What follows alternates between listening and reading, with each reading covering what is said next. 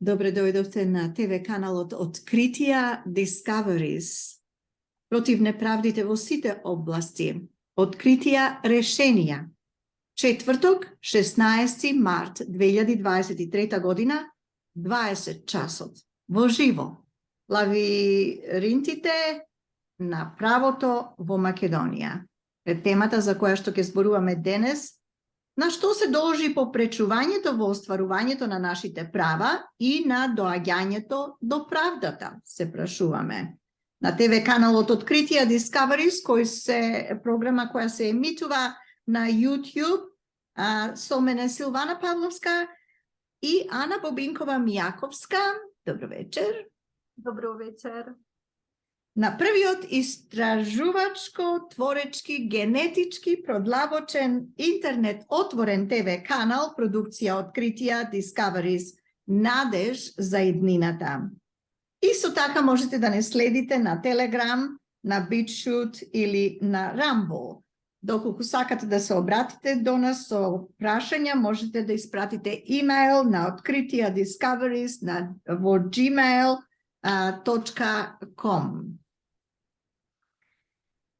Како што спомнав, денешната тема е лавиринтите на правото во Македонија.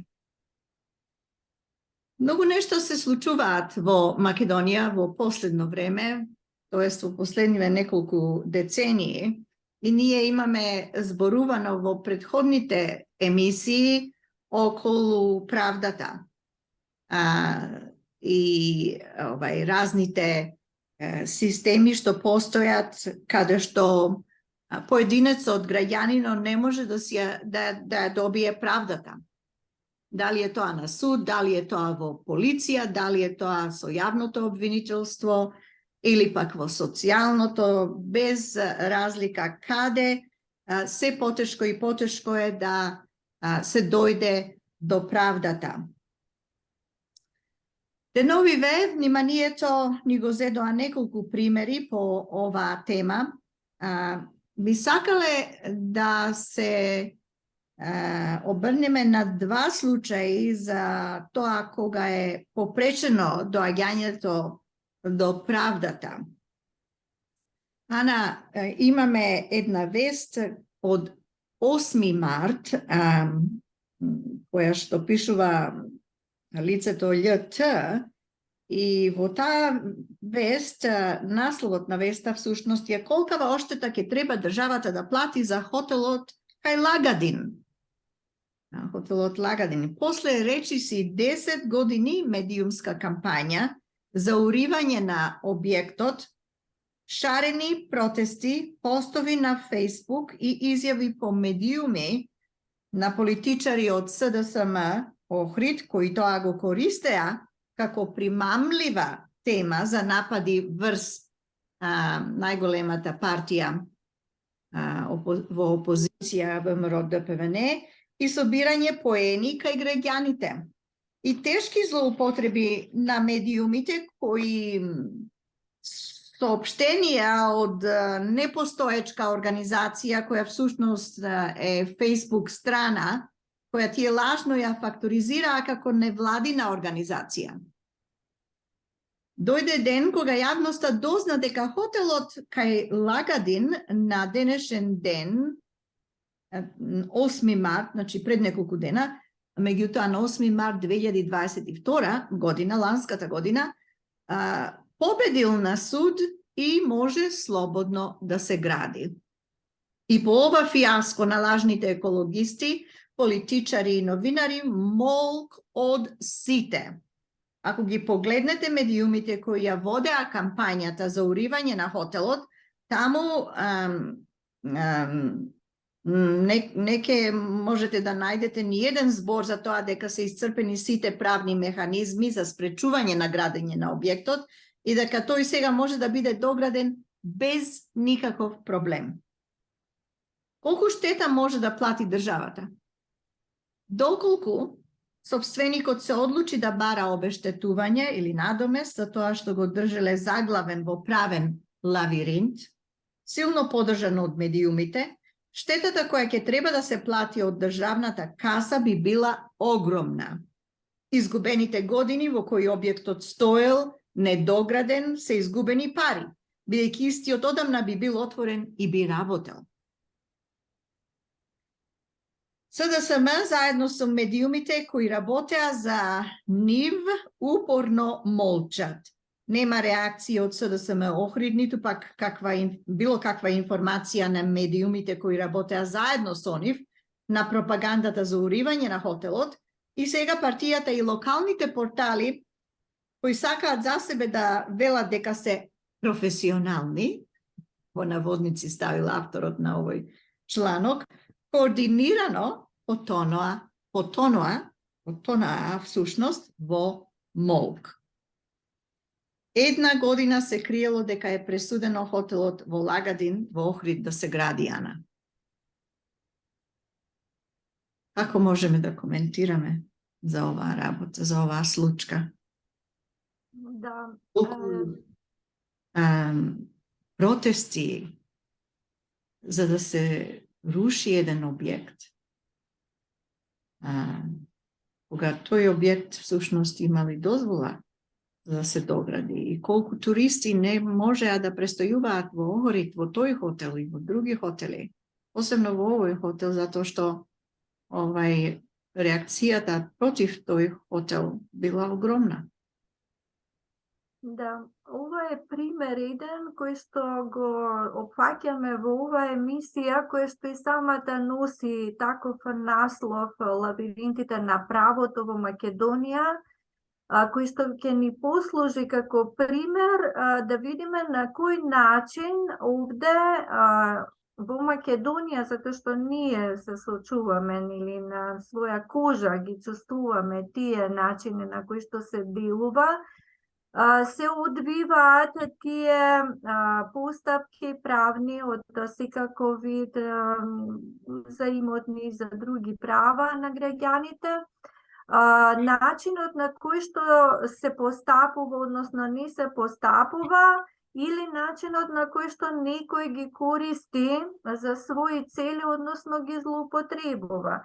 Значи, ова е еден таков пример што е посвеж и може да кажеме дека еден во море, во капките од океанот, нели, со исти вакви уште многу подрастични примери, каде што едноставно и правото не може понатаму да оди затоа што има обструкции и пречки. Значи, не зборуваме само за лавиринтите во правосудството, како и во претходни емисии што кажавме, или во тој дел на корупција, криминал, кога судиите, односно правосудните органи, тука сметаме јавно обвинители, понатаму извршители, адвокати и други лица што вршат јавна дејност, на некој начин постапуваат корумпирано, со тоа донесуваат неиздржани коруптивни решенија и одлуки, туку и на овој начин, кога можеби во една исправна судска или друга постапка и процедура предвидена со регулативата за тоа, се е дојдено до одредена одлука и решение, меѓутоа исто така не може да се спроведе, не може да се оствари тоа право, затоа што на друг начин се попречува правдата. И ова е пример за такво нешто. Значи, ние сега во емисијава не го анализираме како стручњаци или правници од таа област и конкретниот предмет, бидејќи не сме навлезени во самата постапка. Не знаеме и дали и таа процедура е извршена како што треба и дали тоа решение за дозвола за градба е валидно на тој начин или не на друг начин донесено со злоупотреба на право, туку доколку е така, значи ја гледаме целата ситуација дека како што пишува во написот, 10 години заведувана едноставно јавноста, граѓанинот кој што има право да ги знае, да ја знае вистината, да знае што се случува во државата, или кога добива одредена информација, тој има право таа да е точна. Значи, точна, за да може тој да го формира правилно своето мислење за истата или за состојбите, за да може да заземе став. Значи, нештата се поврзани, така и треба да бидат, меѓутоа треба да бидат врз здрава основа. Ова ни укажува дека во Македонија, особено и сега, актуелната состојба е таква, што се делува не само сепаратно, парцијално, туку многу површно, значи од ден за ден, без да се има увид како тоа ќе се одрази, дали тоа е можеби на штета и не самиот тој што постапува на тој начин, бидејќи сепак јавноста е многу, наречеме, на повисоко ниво, значи јавноста сочинуваме сите ние, тука си стручњаците, луѓето од областите кои што можат веднаш да видат за што се работи, значи не е јавноста лаик како таква, како што и тие сметаат и се однесуваат спрема нас, уште повеќе што се работи, значи за народ, значи за суверени, кои што се тие кои што ја имаат крајниот збор за нешто во државата кога не функционира или кога ќе треба понатаму да се одлучува или кога ќе треба гласот да се даде или на избори, ќе знаат понатаму како тоа едноставно да го применат, за да не смее понатаму повторно истото да се случува. Значи, тие немаат воопшто усет за реалноста, за времето и просторот во кој што го прават тој или таков не е дозволен чин и сметаат дека ако денеска успеам нешто да направам, ќе успевам за цел живот, за секогаш, дека тоа нема ништо да се смени. И за волја на вистината, значи, тие и успеваат на тој начин. Меѓутоа, сега се постава прашањето, а тоа треба да е нели целта на оваа емисија, дека не само правото, правосудниот систем, правосудните органи, сите тие кои што се нели функционери на тие позиции, се оние кои што се причината за таквото делување, туку самиот систем е коруптивен кој што ги создава тие правни норми, дури и закони што се носат, кои што не се во заштита на правото, не се во заштита на народот и државата, туку во заштита на самите нив, како им одговара во дадениот момент, и ние веќе имаме случаи дека правото или правдата на вистина е недостижна, односно за тие кои што ја манипулираат, за секогаш да не ги достигне. Значи го имавме исто во овие месеци предходни, дали во предходниот месец, кога ние веќе видовме дека е застарено делото според кое што требаше да се суди за голема оштета од 2 и повеќе милиони евра Даравилски, кој што веќе 2 децени живееше надвор од Македонија во Србија. Србија не го екстрадира за да му се суди и сега наводно баш последниот ден кога поминуваат 20 години од застарување на делото, тој самиот се враќа и дознава на граница дека нели пресудата таа овакво била и дека сега правосудните органи, почитувајќи ги нели таквите закони кои што можат да го дозволат тоа, едноставно утврдуваат без водење на никаква расправа понедамошна дека делото е застарено и дека тој треба да биде слободен човек. А се постава прашањето, добро, а тоа што е земено од државата, каде се тие милионите евра, кој ќе ги надокнади? Дали тоа го опфаќа слободниот човек што ја заобиколил, што избегал. Ние имаме поранешен премиер, се уште е во бегство, значи од истите причини, без оглед дали некоја сума таква голема треба или проневерил. Меѓутоа, истиот е тој принцип на кој што, нели, тие едноставно си се повикуваат дека може да се заобиколи правдата, дури и со ништо да не се одговара и да се биде чист и слободен човек, што е апсолутно неприфатливо.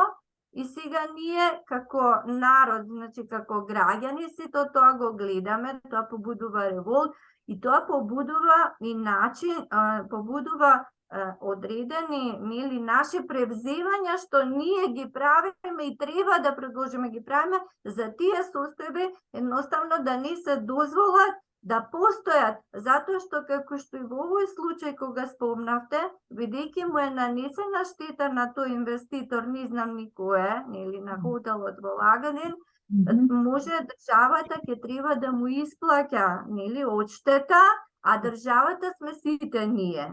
Точно, Значи, сите ние треба да плаќаме одштета за некој што не си го, што не си ја едноставно почитувал совеста и правото и начинот на кој што треба да се живее, да се однесува и работи во општество, да се действува, за да нема такви пенали потоа кои што ние што вика народот на гладно срце треба да ги даде, значи со ништо не сме придонеле, сите како народ, како држава, а треба некому да исплаќаме за тоа. Мислам, тоа е стварно неприфатливо. Исто така, и во друг случај, ајде сега, бидејќи на едно да го опфатиме тука, истото беше да, и со судењето на Сашо Мијалков, кој што исто така поради застарување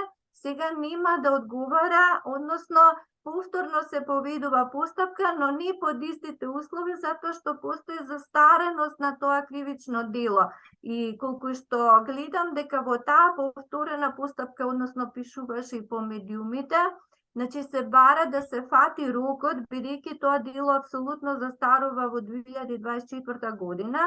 Значи сега од кривичниот суд, од председателот на кривичниот суд, има една насока, препорака, побрзо, значи да не се одолговлекува, како така да се заврши таа постапка со нешто, нели, тој на некој начин ете и одговорност или каква ќе биде, меѓутоа да се запази целата процедура на водењето на постапката со цел, како што самиот вика тој, да не дојде до тоа да потоа државата треба да им плаќа одштета на сите тие прислушкувани граѓани. Значи, ова е предметот за прислушкувањето што со бомбите што се случуваше пред неколку години, нели врз основа на кои шарените, така наречени, и сегашната власт нелегитимна дојде на власт.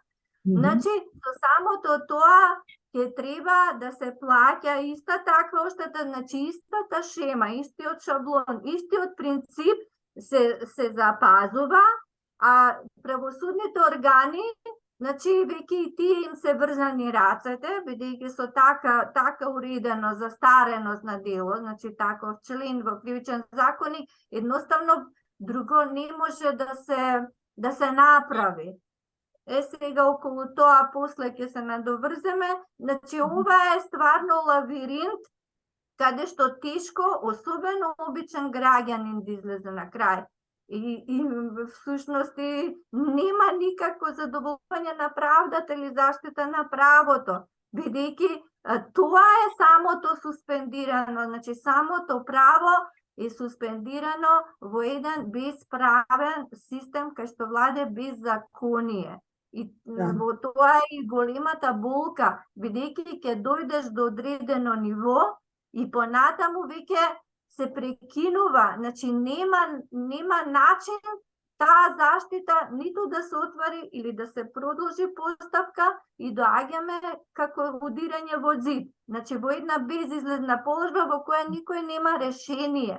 И така се губат не само државните народните пари, средства, туку се прават сите пристапи и си до најголемите овие велепредавствата, што Спомнате законикот, кога беше тој законик воведен? Може тоа да има ограничување на предмети? Како може еден предмет, кога и да треба да се разгледа, распита, нема тука рокови? Не, тоа не за ограничување, туку тие ги одолговлекуваат.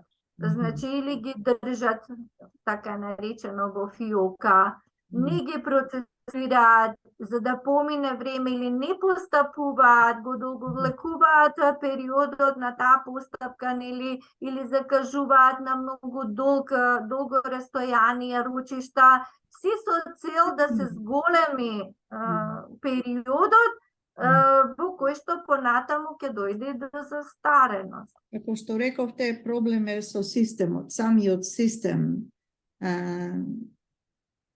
не е создаден врз здрави темели. Така е, да, и тој функционира. Да. А системот го создаваат тие кои што одлучуваат во трите столба на државата, на власта. Трите столба на државата, да. Следев една програма, млади новинари, ми се чини се склоп од македонската телевизија, лабораторија, каде што млади новинари истражуваат нешта и после ги даваат во јавноста. Овој пат се зборуваше за средствата, народните пари, потрошени од страна на премиерот Ковачевски со цел да го промовираат него, прават маркетинг на социјалните мрежи со цел, нели, да неговата популарност се покачи, бидејќи тој многу малку популарен или ич не е популарен, се трошат народни пари и кога бил запрашан околу овие прашања, тој рекол не, тоа се партиски пари. Меѓутоа, млади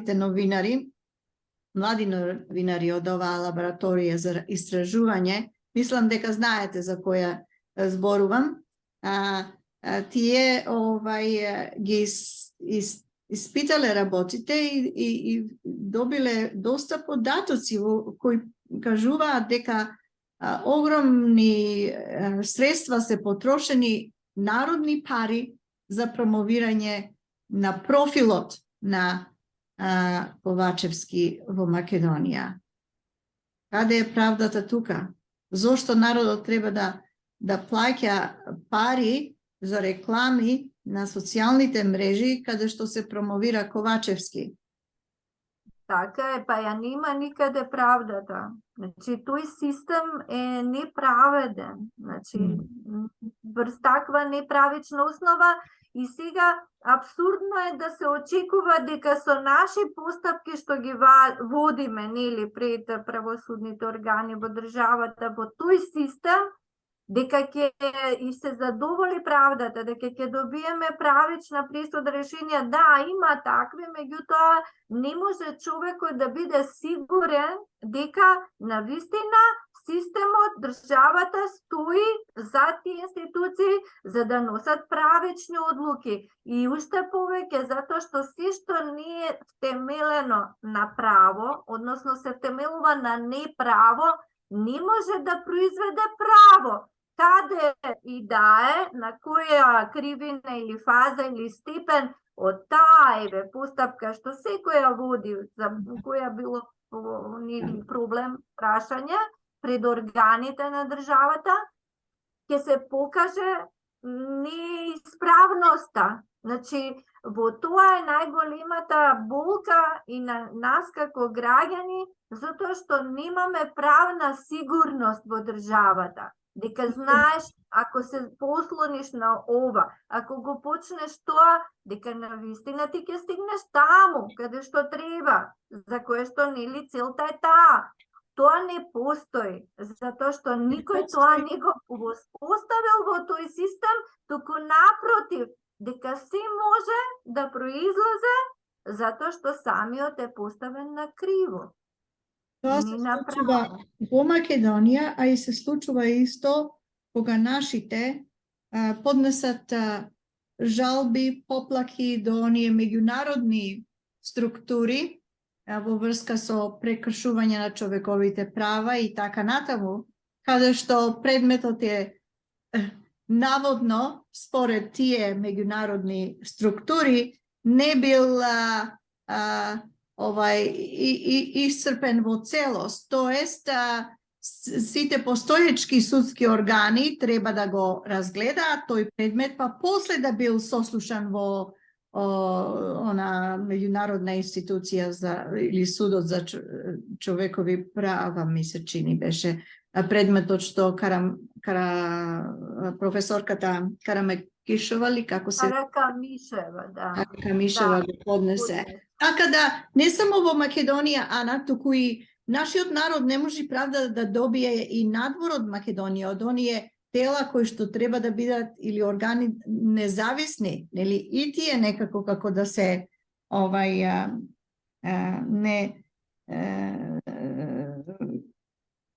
како може да се добие правда кога кој суд во Македонија би го разгледал тој предмет да даде решение или донеси пресуда и после професорката да се обрати повторно до судот во меѓународните сфери за разгледување на незината жалба. Некако абсурдна ситуација. Па прво не може да се, мислам, тешко е да се дојде и до тоа меѓународно рамниште, доколку овдека сите инстанци предвидени нели во правната постапка, исцрпувањето на сите правни лекови, не оди во разумен рок, значи во рок кој што е потребен, некаде треба итно да се делува, зависи од природата на предметот, на делото, или ако се работи за некој кој што не трпи одлагања, меѓутоа, ако запре на една инстанца, например на првостепен суд, не може да дојдеш ниту до второ степен, до апелација во одреден разумен рок. Сега има тука, значи во регулативата предвидено е дека може да се тужи против нели тоа судење во неразумен рок или така натаму. Сето тоа има регулатива, меѓутоа кога не се почитува, кога има вакви изигрувања и манипулации, значи ништо не е известно. Сето тоа е многу матно и човекот треба да го вложи целиот свој напор, значи целиот свој живот да го посвети со години, со децении, да истера на крај некоја правда што е дискутабилно, значи неизвестно и дали ќе дојде до неа на овој начин. А и со надворешните меѓународни инстанци, и таму, еве и во Европскиот суд за човекови права, значи тоа така стои дека за да поднесеш жалба, се вика нели апелација до Европскиот суд за човекови права, треба да ги исцрпиш домашните лекови.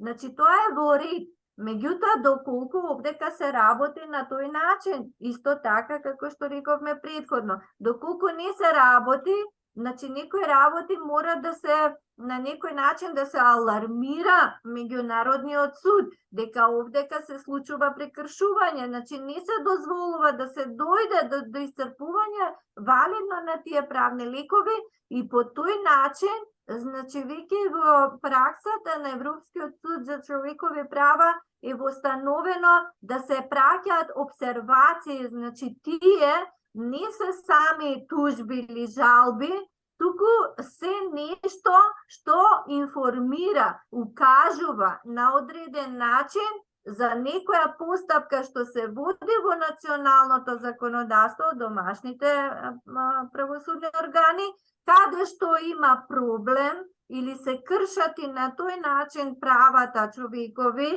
или други права, нели, кои што не можат да ги заштитат во домашното правосуден систем, ако нели не се тие испочитувани, за да може на тој начин да се добие одредена насока, мислење или пресуда која што ќе ги на некој начин ќе ги услови, односно ќе им наложи на тие органи во таа држава, да продолжат поставката на соодветен начин. Меѓутоа и таму, како и овде, истото се прави. Значи се прилагодува системот, сите органи на државата да функционираат по еден, како да речам, стерилен, ригиден формат, каде што формата само треба да се запази, а не и она што се брани, што се одбранува или правдата сама по себе, која што треба да се оствари. Значи, од тука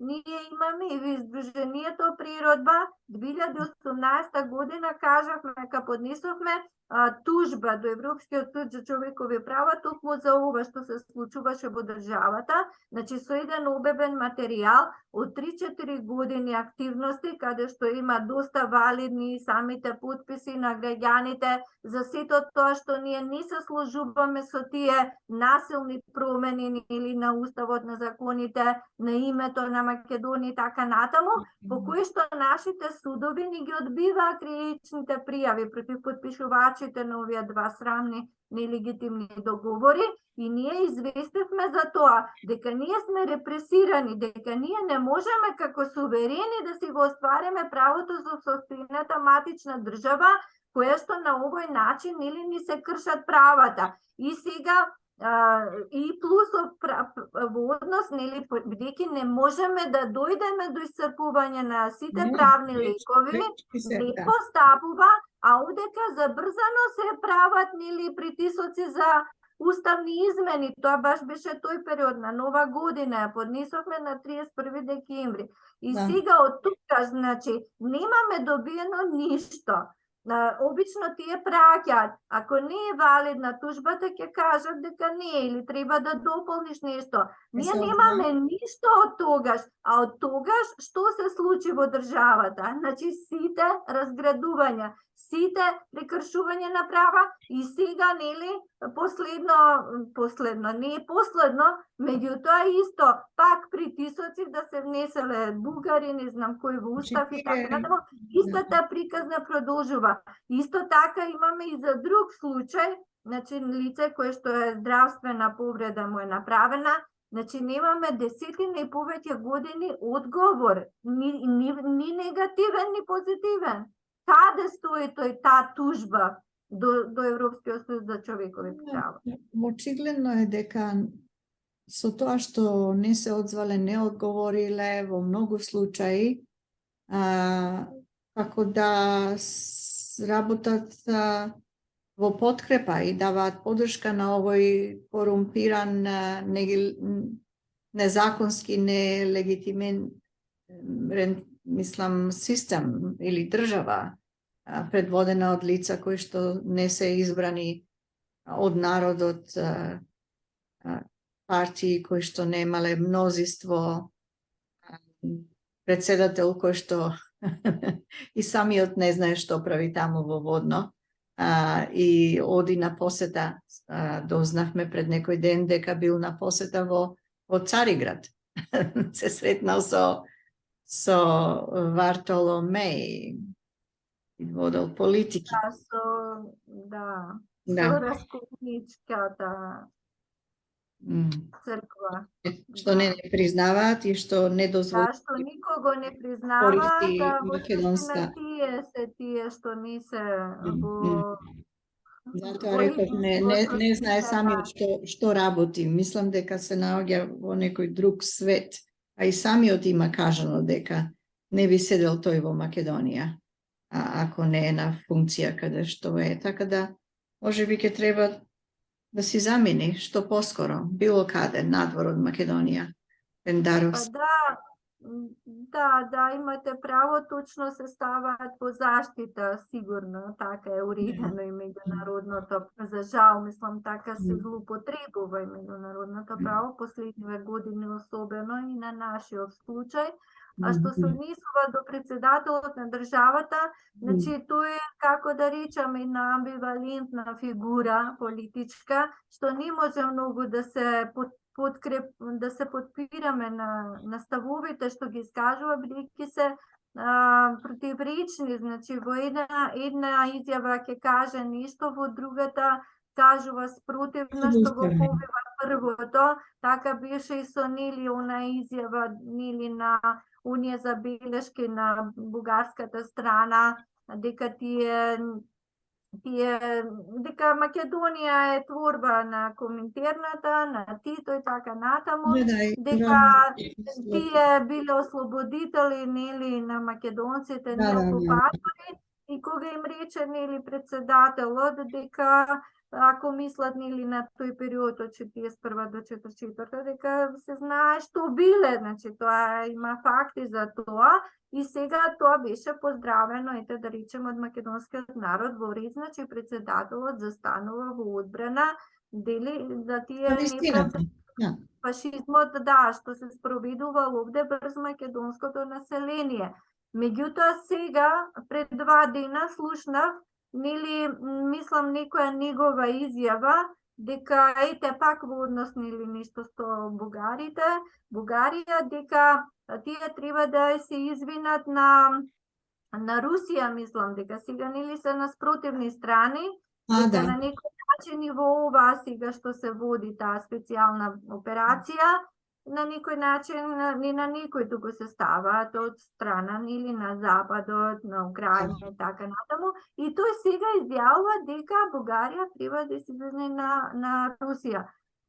Не кажува дека треба да се извини на Македонија, како председател го има тоа право да го бара извинувањето, значи и репарации, се да одговараат што правеле во време на Втората светска војна, па и сега со договорите, значи он го има тоа, не само право, ја има можноста, позицијата, му го дозволува тоа да го направи и писмено, успено и на сите равништа.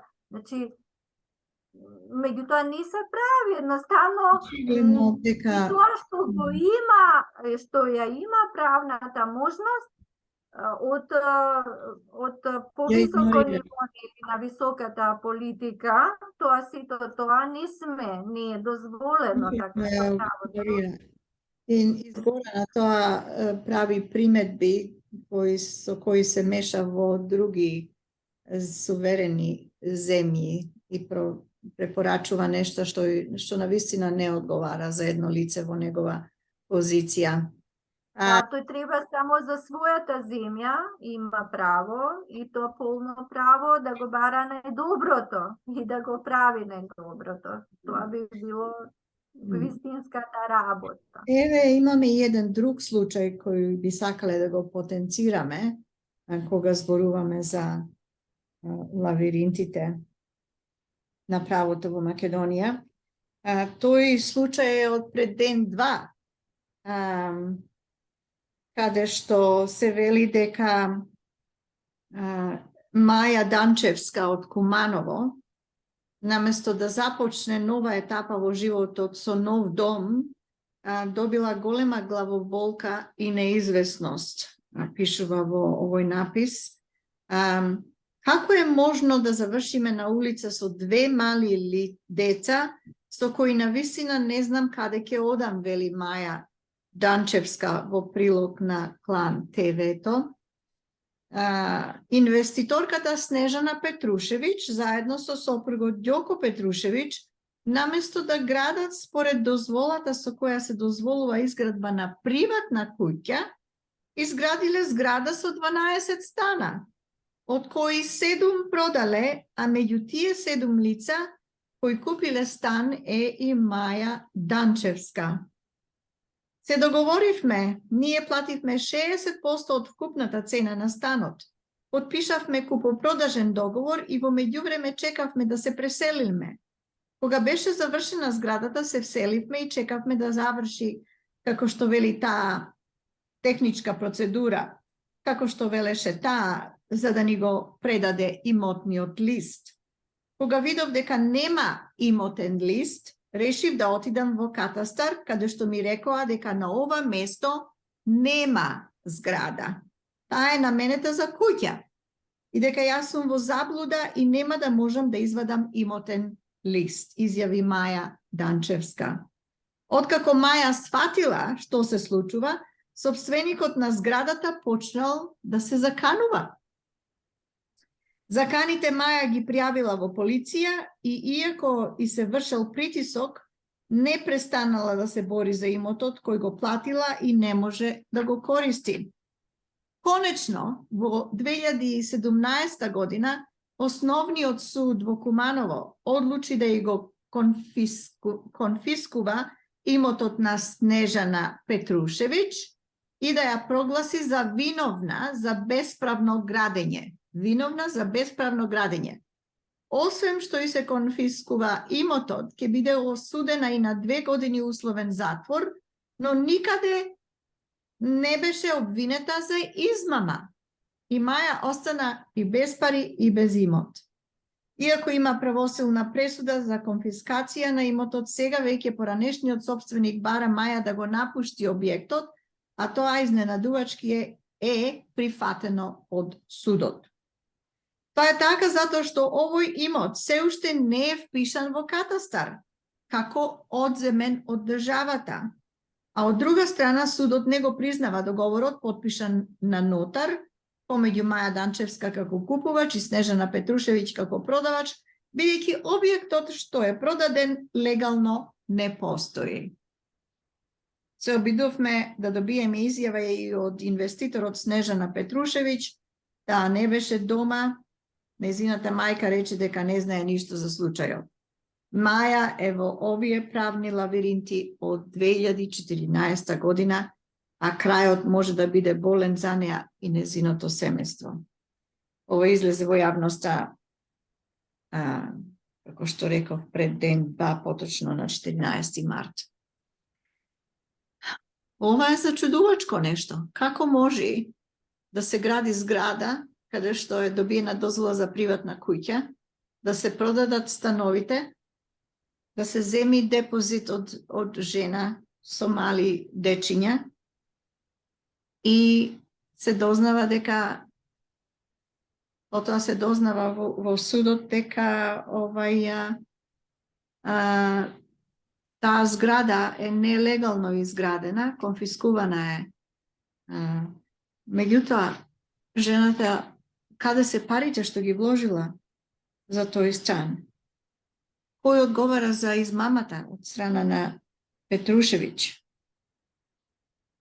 Каде е правдата во сето ова? Зар некој е одговорен нема кој што е одговорен за ова нешто? И како да не знае катастарот и полицијата за овие нешта? 7 станови. Цел објект. Ако завршивте, Силвана, добро, зашто ите, мислам, слободно продолжете, не знам дали завршивте, па... Да. Завршив. Значи, прашањата што ги поставивте, точни се, тие се. Многу прашања одека призлегуваат. Самиот напис наликува како од некој научно-фантастичен роман или некој крими или може треба да има и некоја нова едиција така на коруптивни романи, каде што ќе дојдат до израз сите овие сделки, недозволени работи што се случуваат на обичниот граѓанин, кај што тој не е заштитен едноставно, ниту па може да се, како што видовме од случајот, обештети.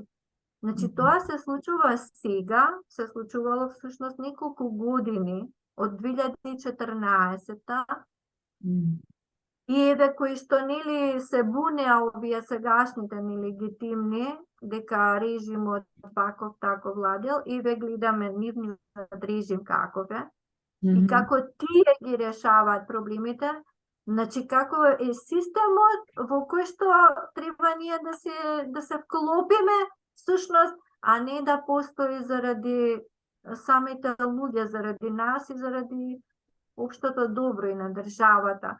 Значи, овдека многу прашање, ова е стварно драстичен пример на едно неповрзано, во никаква смисла неповрзано делување на јавни органи, значи неодговорно, може би тие си постапуваат по некои нивни правилници, деловници, не знам, регулатива, закон што ги обврзува, па ќе најдат оправдување, па ние според тоа, меѓутоа, според другото, не сме обврзани, зашто има и такви регулативи, каде што под неколку закони потпаѓа работата, например, да речеме, на Агенција за државен катастар или на некој друг орган, например, Централен регистар минатиот пат што го обработувавме по нашата жалба и така натаму, каде што понатаму, значи не органот нема врски други да воспоставили да размислува тој што носи решение и одлуки,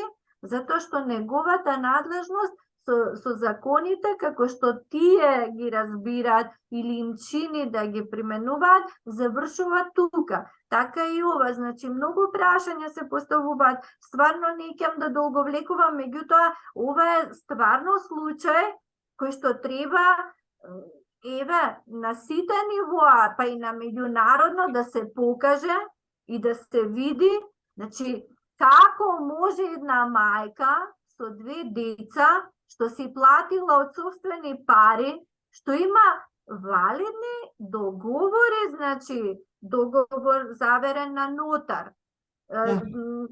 Тој договор заверен кога се заверува на нотар и тоа за градење, значи треба да има прилози разни, кај што ќе се види за какво градење се работи, што треба да уфати, какви клаузули, да се заштитат тие што нели инвестираат со учество од собствени пари, каква градежна е, за каков објект е добиено, што ако не сме таков договор да се склучи за градење, ако таа локација не дозволува со 12 станови, туку може би со 5, да речеме, на одредено ниво, нели тоа во одреден реон.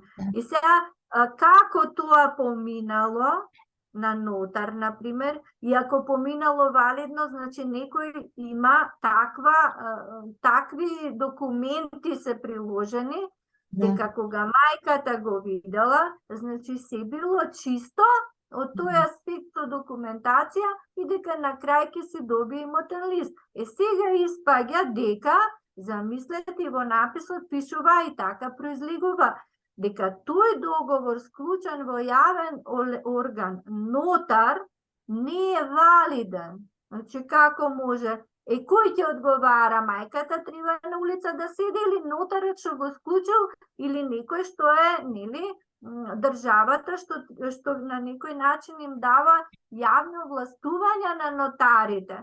И сега со тоа треба се бави мајката, треба ние да се бавиме вака, граѓаните, што не сме ни овластени од никого, што го правиме од пустата мака и затоа што сакаме да делуваме, значи, исправно и да дојдеме до правдата, или тоа треба да го прават надлежните органи.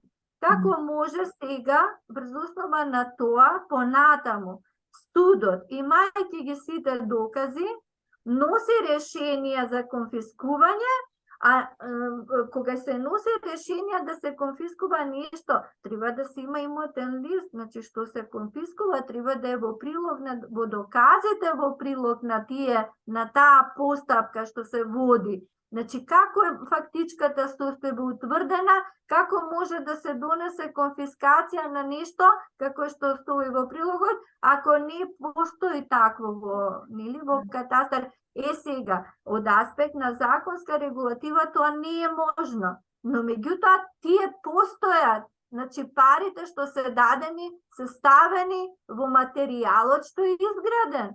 Без оглед што не постои во катастар, во самите правни, во самите документи валидни што треба да се има за една градба, значи таа градба постои, таму има станови, веројатно, ние не сме виделе, меѓутоа сигурно е изградена, но не се тие се бесправно на некој начин, затоа што нема за ни дозвола, не се дозволени таква градба, ниту може да се запишат, тоа е јасно. Меѓутоа, парите се дадени, станот постои. Ако не може на тој начин да се конфискува ништо што не постои, мора да се има друг начин на кој што оваа жена ќе си се обештети, кој ќе ја плати штетата, мора парите да се вратат назад, зашто таа се обратила до валидни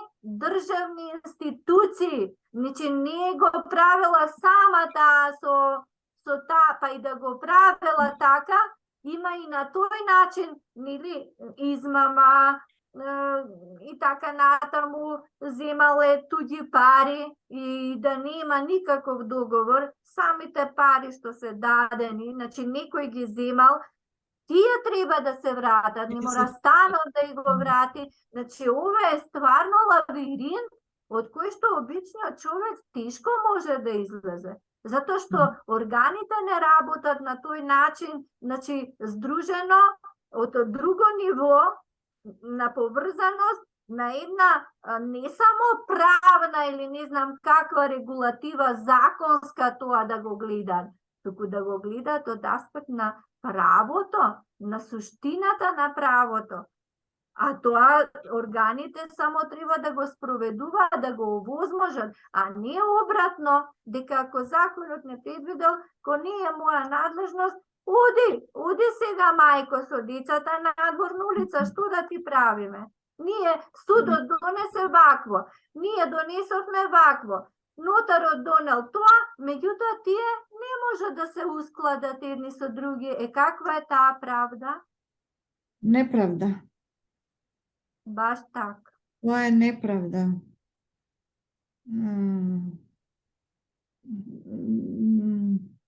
Страшна работа. Еве, ова во роман да го читаш, па ќе речеш можно е некојаш некаде се случува. Еве го, се случува во Куманово, во Македонија, 23-та година. Краен епилог. Овде во Австралија, често пати луѓето си земаат за згодно да речат за нешто што е чудно, нешто што неверојатно, како овие случаи што се овие нешто за кои што зборуваме вечерва, ќе реча да, тоа само се случува во Америка, нели? Во Америка само се случува такви нешта. Без редието, без законието владеело, нели, кога имале каубојци и кога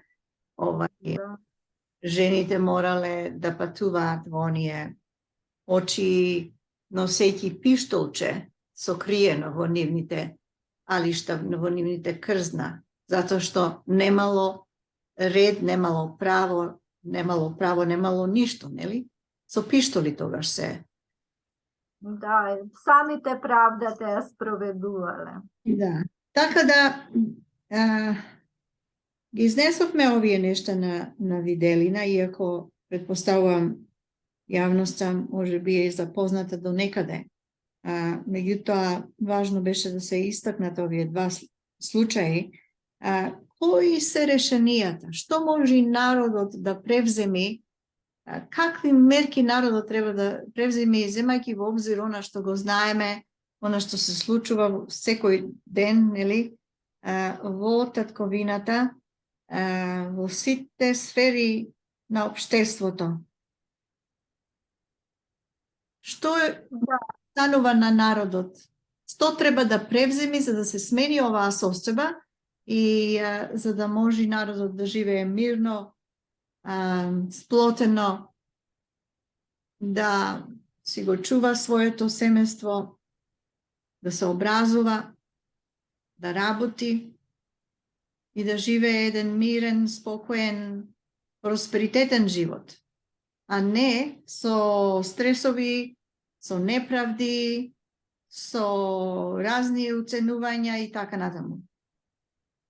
Да, народот може многу да направи, како што и прави, меѓутоа е тешко да се ослободи во побрз современски рок и одеднаш, така да кажеме, затоа е потребна една поголема подготовка, може би револуција или друг радикален начин во смисла на промена на самиот систем на функционирање, значи сите тие предвидени законски или структура на органи кои што функционираат во општо во една држава и општество, кои што треба да се усогласат со потребите нови кои што се јавуваат и врз основа на овие искуства кои што ги имаат луѓето воопшто. Еве, ние зборуваме за Македонија, меѓутоа гледаме дека сега насекаде во светот, и на исток и на запад, значи масовни протести има за најосновни права што им се ускратени, дали е тоа мали плати, дали е тоа нешто провизија голема од банки што се зема, значи тој општ грабеж што го прават врз народот, а сепак од неговите средства што се двои секогаш во буџетот на државата најмногу.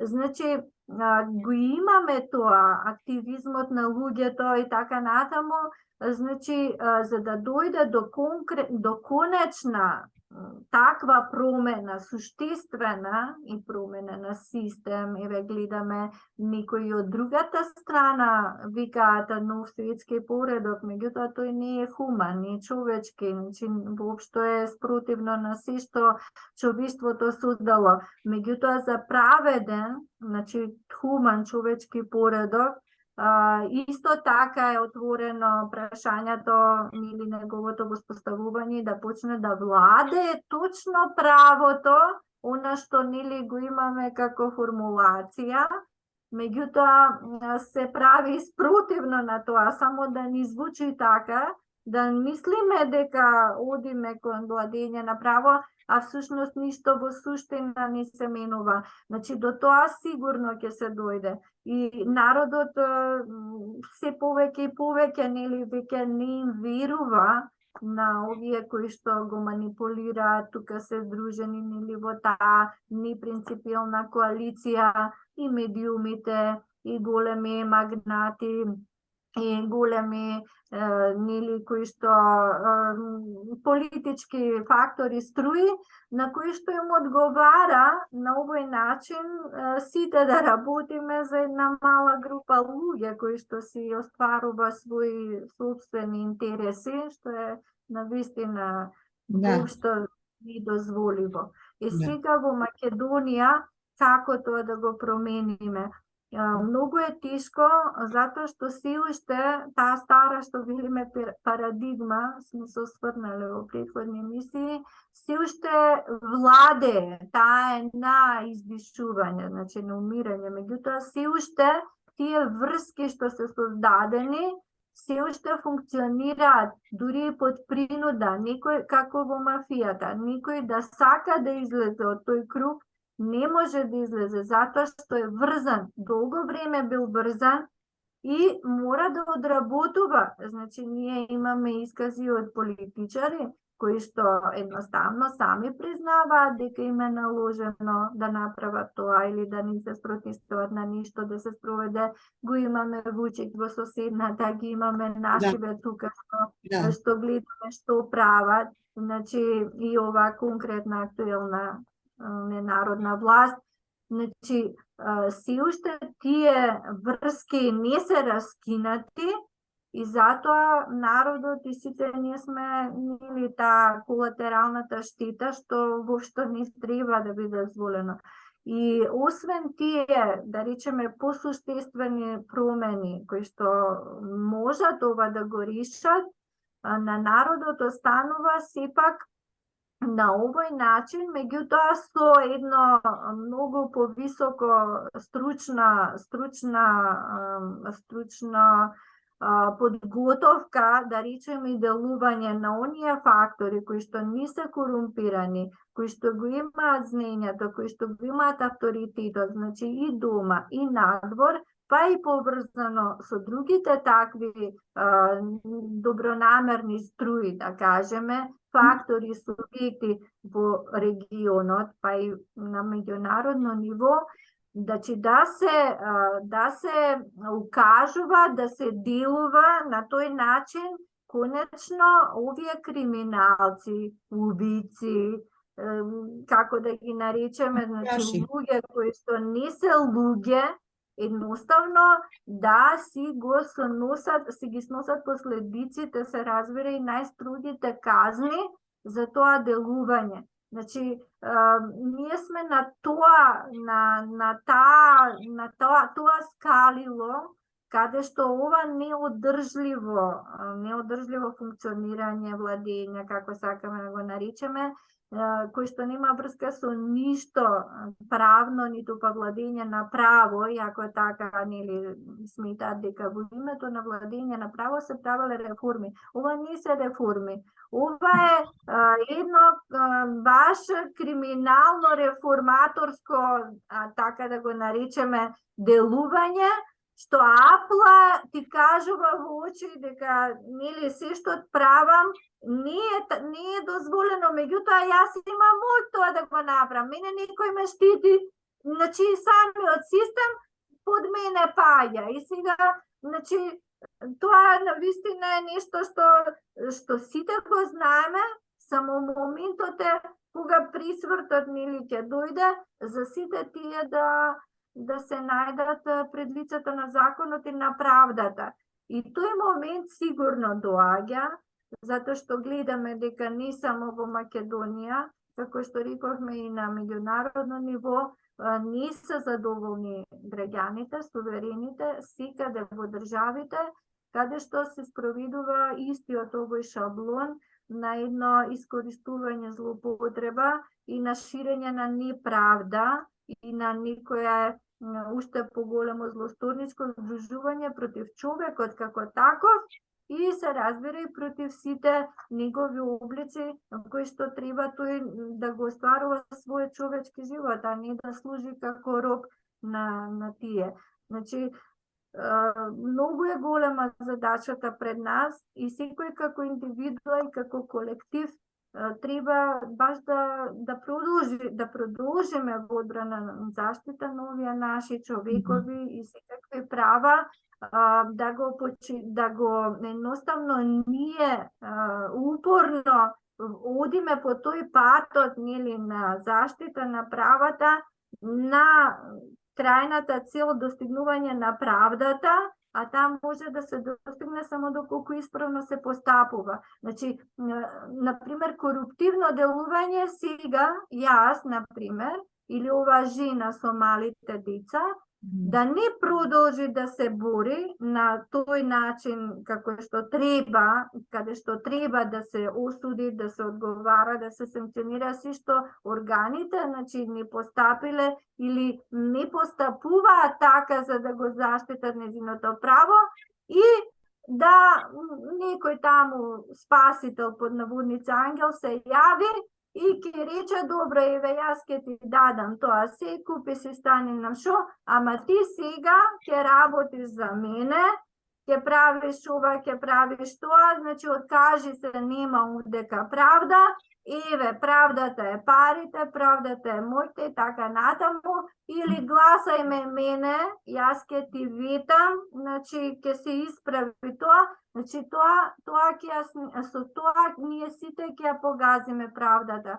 Туку се знае како се стигнува до правда. И што е тоа, слушаме сега на вести, например, ќе кажуваат, па тој изборното ветување што го даде тогаш не го исполни. Не може на ветување да се дава глас.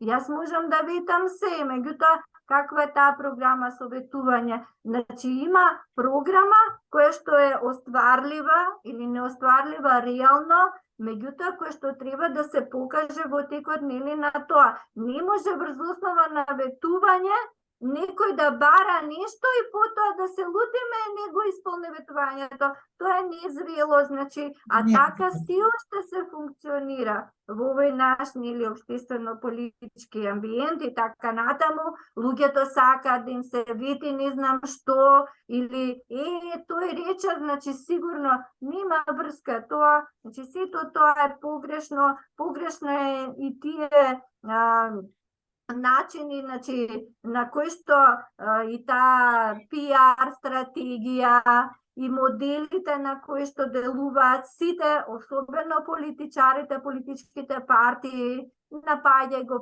противникот, нуди брда и долини, не знам што, значи за да го убедиш, значи во нешто, тоа е измамата. И ова нели со станот нели на мајката што беше дека нели за измама исто се работи. Па тоа не е прв пат колку такви измами ние имаме во Македонија, па во Скопје особено. Значи луѓе што се како инвеститори таму исто на овој начин што склучувале договори.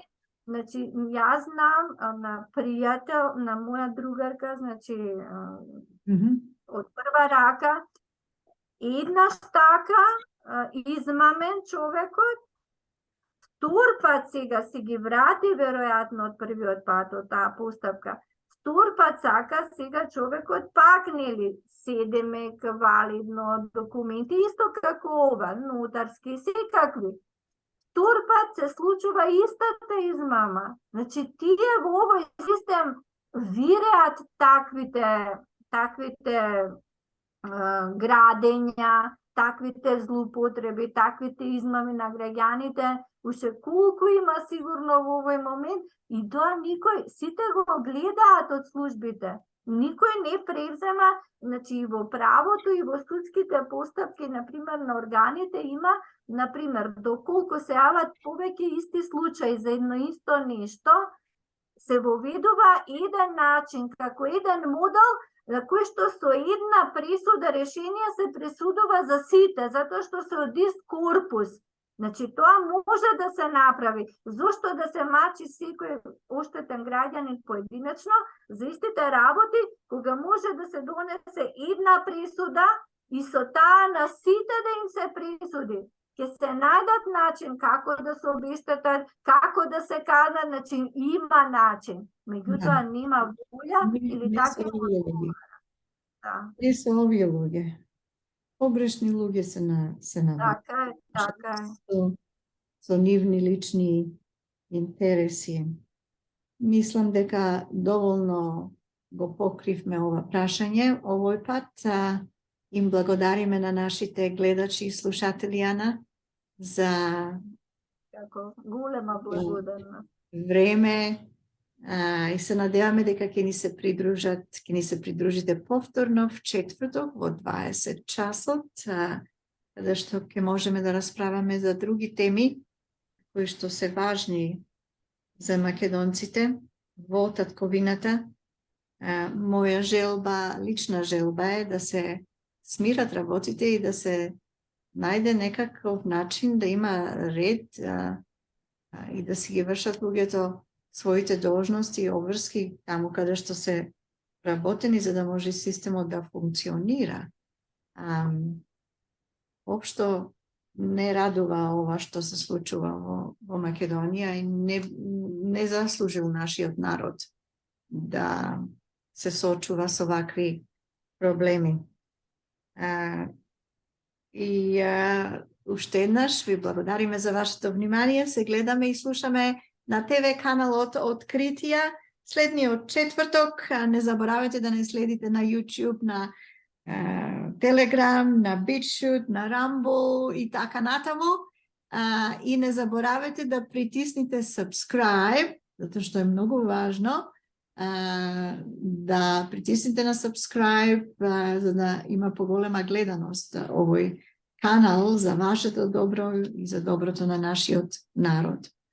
Уште еднаш, до гледање до следниот пат.